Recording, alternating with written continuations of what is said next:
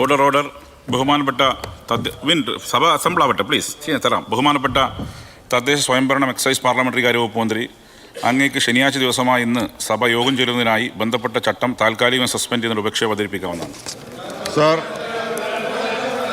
2025 November 1 ശനിയാഴ്ച ദിവസമായ ഇന്ന് സഭ യോഗം ചേരുന്നതിലേക്കായി കേരള നിയമസഭയുടെ നടപടിക്രമവും കാര്യനിർവഹണവും സംബന്ധിച്ച ചട്ടങ്ങളിലെ ചട്ടം 13(2) താൽക്കാലികമായി സസ്പെൻഡ് ചെയ്യുവാൻ ഈ സഭ തീരുമാനിക്കുന്നു എന്ന ഉപക്ഷേപം മേൽ സൂചിപ്പിച്ച ചട്ടങ്ങളിലെ ചട്ടം 313 പ്രകാരം ഞാൻ അവതരിപ്പിക്കുന്നു.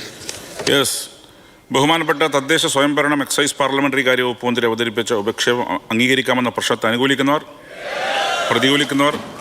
ഉപക്ഷേപം സഭ അംഗീകരിച്ചിരിക്കുന്നു. സർ, പ്രതിപക്ഷം ഒരു കാര്യം നിയമസഭയിൽ വ്യക്തമാക്കാൻ ആഗ്രഹിക്കുന്നു. ഒന്ന്, കഴിഞ്ഞ സഭാ സമ്മേളനം തുടങ്ങി ദേവസ്വം മന്ത്രി രാജിവെക്കണമെന്നും ദേവസ്വം ബോർഡ് പുറത്താക്കണമെന്ന് ആവശ്യപ്പെട്ട് ഞങ്ങൾ സഭയ്ക്കകത്തും പുറത്തും സമരത്തിലാണ്. അതുകൊണ്ട് സഹകരിക്കാൻ ബുദ്ധിമുട്ടുണ്ട്.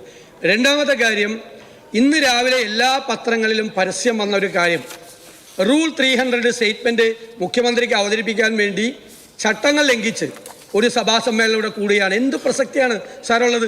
മാത്രമല്ല, കേരളം അതീവ ദരിദ്രരഹിത സംസ്ഥാനമാണെന്നുള്ള ശുദ്ധ തട്ടിപ്പാണ് മുഖ്യമന്ത്രി റൂൾ 300 സ്റ്റേറ്റ്മെന്റിലൂടെ കൊടുക്കുന്നത്. അതുകൊണ്ട് ഞങ്ങൾ അതിനോട് കൂട്ടുനിൽക്കാൻ ഞങ്ങളില്ല. ഈ സഭയെ അവഹേളിച്ചുകൊണ്ടാണ് ഇന്ന് ഈ റൂൾ 300 രാവിലെ പത്രത്തിൽ വന്ന പരസ്യം മുഖ്യമന്ത്രി റൂൾ 300 വായിക്കുന്നതിൽ എന്ത് പ്രസക്തിയാണ്?